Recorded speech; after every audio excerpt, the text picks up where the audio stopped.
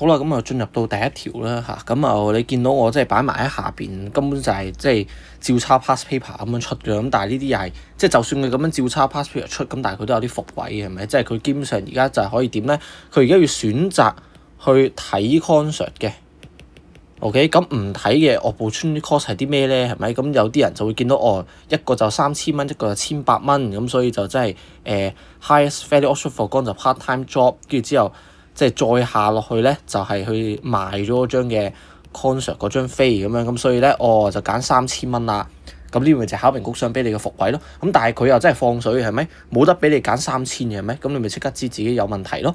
咁自己即係參考翻下邊97年呢個啦，做得熟嘅 past paper 應該知佢考緊啲咩㗎啦。OK， 佢放棄嘅唔係淨係做 part time job， 佢係放棄做 part time job 兼且可以賣埋佢張飛嘅。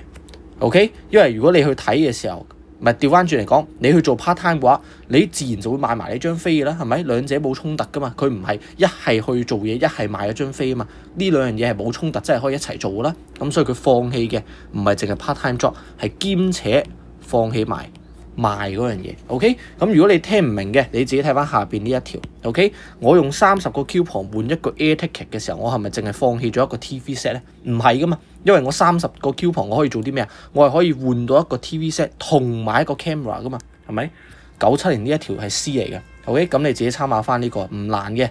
咁佢想服你3000蚊都唔服啦，係咪？你自己睇下呢度，佢97年即係 CE 都服緊你啦，係咪？DSE 都唔嚟服你，即係簡直離譜呢條題目，係咪？仲簡單過 CE 啊！呢條真係〜